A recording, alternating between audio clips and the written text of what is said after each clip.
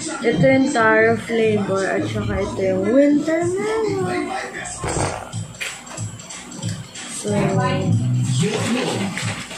pagkatapos ng i-shake, para sigurado na timplado talaga siya na maganda, is ang gagawin natin is halo yung na. honey.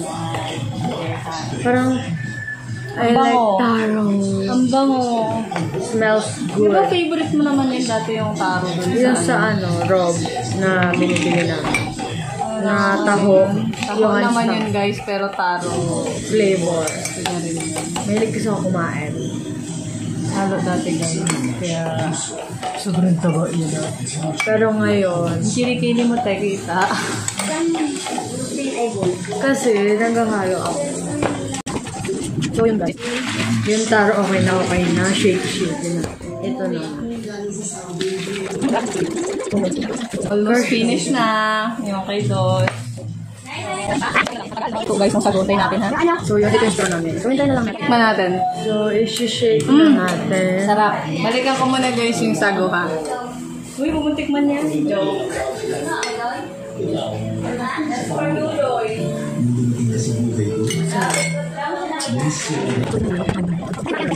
Ipopost ko na.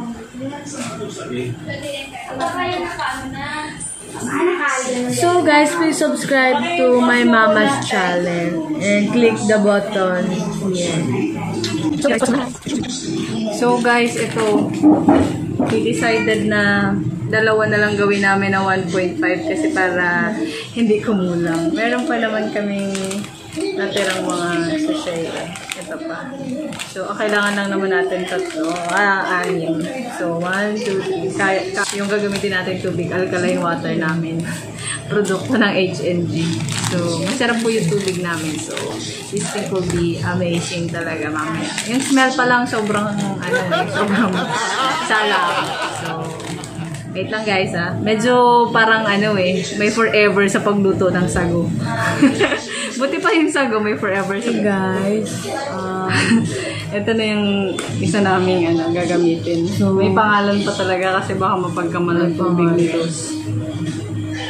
pagkamay. Ilagyan ko ng pangalan ko para alam na hindi ito yung tubig nito. Tumigto to namin ng HNG. So, tanggalin natin. Tanggalin natin. Masarap yung tubig namin. Kung taga-Puerto kayo, order na. Kung taga-Puerto kayo, just order. Ilalagay ko yung contact number namin sa baba. Order na rin kayo ng ng Milk tea. joke.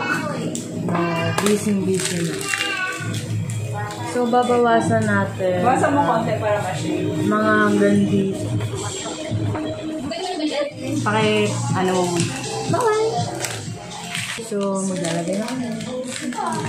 Nakingan mo kasi para hindi magkakaroon. Amoy pa lang guys, ang bango na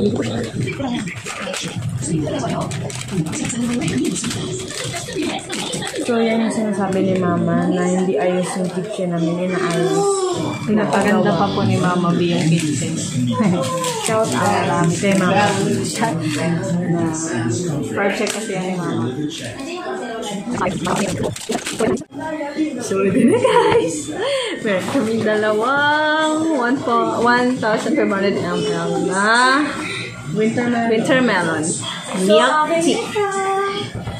Ito para sa kanila dito sa bahay papatikimin namin. Papashare namin para malatikman din nila yung homemade winter melon milk tea natin. Dahil sobrang addict ako, ginawa naman ni Mama ni Series. Tinakpan mo naman yung face natin. So yan. Sa kanya, yan taro yan. Dalawang sachet, 500 ml. So, tingnan nyo guys. Konti na lang yung powder na namumuo. Later on, madidissolve na rin siguro yan sa kakashake natin. Kaya din yung isa. Ito medyo marami pa. Konting shake-shake pa. Kasi ito cold na agad na water yung nilagay namin. So, baka kaya gano'n. So guys, ako na naman yung tatapit sa inyo. So, kumakain mo ng kapag so, ito kumakain naman.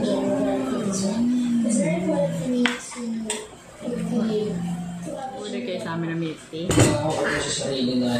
So, ayan guys, dinalaw namin si Sago. Hilaw pa din siya, guys. Ilang minutes na nakalipas. Mga 30 minutes na siya, guys. Excited na kasi kaming ilagay siya dito. So, ayun.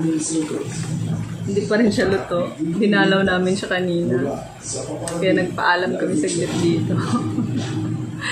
So, Nagsalita ako kanina. antayin muna natin yung sago, guys. Malapit na din tapos. Please watch the continuation. Mwah!